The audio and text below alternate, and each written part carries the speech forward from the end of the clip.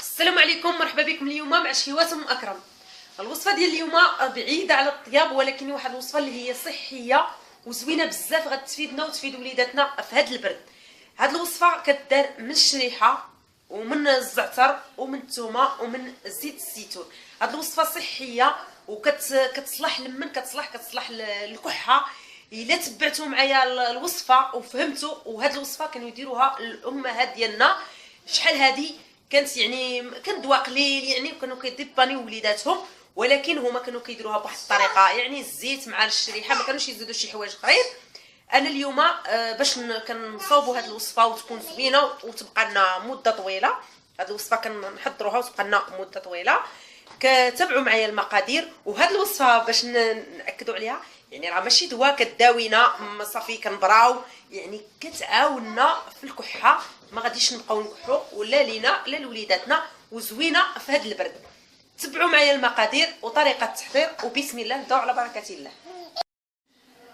بسم الله نبداو على بركه الله. هاد الوصفه اللي واحد الوصفه اللي هي صحيه وزوينه، ولمن كتصلح في هاد البرد كيف قلنا، صالحه بزاف للكبار والصغار، يعني كيستعملوها من فوق عامين، فوق 3 سنين. هاد الوصفه ياكلها الواحد. هاد الوصفه كنحتاجو فيها الشريحه كما كتشوفوا اللي كتكون مغسوله مزيان، كنقطعوها قطع صغيره، كتكون مغسوله مع كنشريوها مجفه يعني يابسه، وكنغسلوها، كنرطبها في الماء شويه سخون، كنغسلها وكنحاول نسقطرها مزيان من الماء، ما كنخليش فيها الماء. الكميه ديال الشريحه يمكن تقريبا واحد معايا كتباع في واحد العنقود هكا كبير، تقريبا النص ديالو، ولكن هاد الوصفه كديروا على حسب الوليدات ديالكم، على حسب العائله ديالكم في هاد البرد.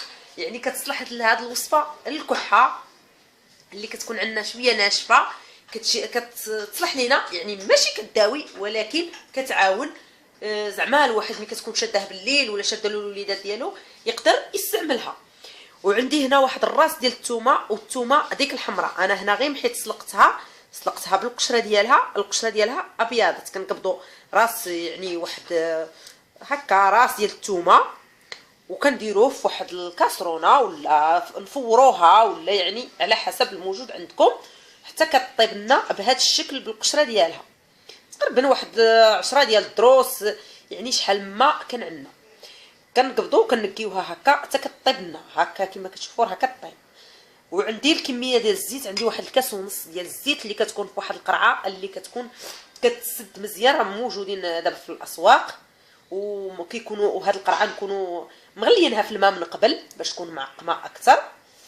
صافي نجبروا نصاوبوا الثومه ديالنا بحال هكا كلها. هاد الوصفه زوينه بزاف كيف قلت لكم، يعني راه ماشي هكا تداوي، يعني كتعاوننا ملي كنكونوا مراد، وتعاون وليداتنا، وفي نفس الوقت كتفيدنا، وكنعطيهم شي حاجه اللي هي صحيه ياكلوها. هاد الثومه هي راه كدار مع الزيت، الا بغيتو تعملوها مع الزيت بلا ما ديروا الشريحه، يعني اللي مرادين بالسكر ولا يقدروا يديروها مع الزيت بلا ما يديروا الشريحه، ولكن اللي ما مريض ما فيه لا سكر لا حتى شي حاجه يديرها مع الشريحه. كنصاوبوها كتجي لذيذه، كتجي زوينه، حتى في المذاق كتجي زوينه. كنجيبو واحد هكا واحد الفرشيطه نصاوبو هاد الثومه بحال هكا مزيان، كما كتلاحظوا راه طايبه على خاطرها، والثومه راه صحيه، يعني بالنسبه اللي عندهم طونسيو عندهم، يعني مزيانه الثومه. علاش كنسلقوها؟ راه كاين اللي كيديرها خضره، ولكن اللي تسلقوها ولا تفوروها، يعني على حسب الموجود عندكم، غير باش ديك الريحه شويه ديالها طيح. كنجيبوا واحد الطبسي كنضيفوا عليه هاد الثومه، ودابا كنحاولوا نخلطوا هذيك الثومه بشويه ديال الزيت، وحنا راه في الاخر غادي نردوا كلشي في القرعه. وهاد الوصفه ناكلوها حتى يعني ناكلوا، يعني نتعشاو ندخلوا في الفراش ديالنا ناكلوا واحد المعلقه، بحال بالنسبه للكبار ياكلوا معلقه كبيره، بالنسبه للصغيورين يعني فوق 3 سنين فوق عامين ياكلوا واحد المعلقه اللي كتكون صغيره صافي، وتحشاو في الفراش ديالهم. ولكن في الصباح ياكلوها على الريق، كتدفي وكتسخن الصدر، زوينه راها، يعني غير جربوها لوليداتكم غادي يعجبكم الحال، وغادي تعجبكم، غادي نجيبوا هذاك الزيت، وغادي تنفعكم بزاف هاد الوصفه الا جربتوها بهاد الطريقه اللي كنعطيها لكم انا. دابا ملي غادي نديروها في هاد زيت الزيتون، وزيت الزيتون اللي كتكون صحيه، انا هنايا درت على حسب القرعه ديالي. انا هنا غادي نسدها وغادي نديرها في الماء، يعني كطيب في حمام مريم. غادي نسد القرعه ديالي، راني طايره لها الغلق ديالها، نردو لها. نديروها في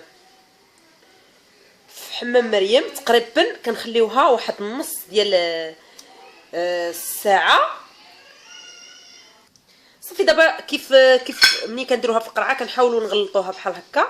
صافي كيف قلت لكم غادي نديروها في حمام مريم. هذيك الكاسرونه حتى كتغلي بالماء، وكنحطوا القرعه ديالنا تما كيف قلت لكم واحد نص ديال ساعه وهي كتغلي في الكاسرونه. وتا اللي ما عندوش هاد القرعه يعني يقدر يعقم اي قرعه عنده ويديرها.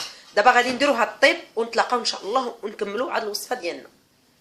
دابا كما كتشوفوا الوصفه ديالنا ملي كدوز عليها نص ساعه ديال الطياب بعد ما كيكون الماء غليان. هذه هي الوصفه ديالنا. كما كتشوفوا زيت الزيتون كما كتشوفوا راه واضحه دابا ولات. كما شفتوها في الاول الوصفه ديالنا ما كانتش واضحه، وفي نفس الوقت كنزيدوا لها واحد شويه ديال الزعتر، والزعتر واحد المعلقه صغيره ديال الزعتر كنحكوها بين اليدين ديالنا وكنستعملوها بحال هكا. بالنسبه للاستعمال ديال هذه الوصفه كنستعملوها كندفيوها، كنحيدوا تقريبا قيمه هذه المعلقه ونديروا في واحد المقله او كاسرونه، يعني على حسب الموجود عندنا كندفيوها. بالنسبه للوليدات الصغار كنديروا لهم واحد شويه ديال السكر السنيده او السكر كلاصي باش نهرسوا لهم هذا الزيت الزيتون، ما يشربوهاش غير هكذاك. كنقدموها لهم بحال هكا بالزيت ديالها كتشرب. هاد الوصفه كنخليوها حتى كتبرد وكنحطوها في الباب ديال الثلاجه، هكا كنحافظوا عليها مده طويله ما كتضيعش ما حتى شي حاجه. كنحطوها في الباب ديال الثلاجه، والا حطيناها في شي بلايصه نخليوها في واحد البلاصه اللي هي مظلمه.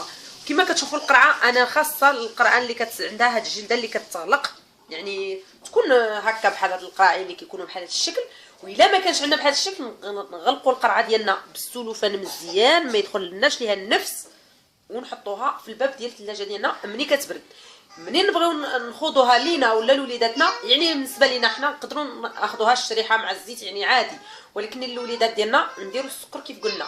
هاد الوصفه راه زوينه، وكيف قلت لكم يعني راه ماشي دواء زعما ما نمشيو ولا للطبيب حتى شي حاجه راه غادي تداوينا، لا يعني كتعاوننا في الليله اللي كنتشدوا وكتكون يعني هادشي عندنا موجود. كاع الا ما كانتش عندكم موجوده الشريحه الثومه راه موجوده في كل بيت، يعني نوضوا نسلقوا هذيك البريصات ديالنا ديال الثومه نرفسوهم مع واحد شويه السكر او سنيده يعني اللي كان عندنا موجود مع زيت الزيتون ونخوضوهم نعطيهم لوليداتنا. وواحد النصيحه عاود اللي انا مجرباها، شويه ديال العسل الحر كنجيب واحد نص كويس ديال الماء كنديروا مع هاد الوصفه، كنديروا واحد نص كويس ديال العسل ديال الماء دافي، كنديروا فيه واحد المعلقه ديال العسل الحره ونخلطوها وكنشربوها. هذه انا مجرباها يعني في وليداتي كتعاونهم هذاك النهار كيباتوا ناعسين بالنسبه اللي كيكونوا كيكحوا. يعني انا هذه راني مجرباها ومتاكده منها، نقدكم ل100% غير تكون العسل حره ل100%.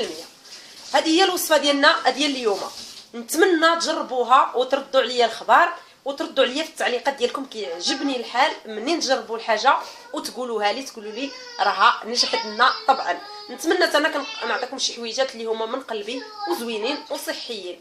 الا عجبتكم هذه الوصفه شاركوا في القناه، ديروا اعجاب، خليوا لي التعليقات ديالكم، ضغطوا على الجرس باش يوصلكم الجديد ديالي، ونقدم لكم هذه الوصفه بالصحه والراحه ان شاء الله.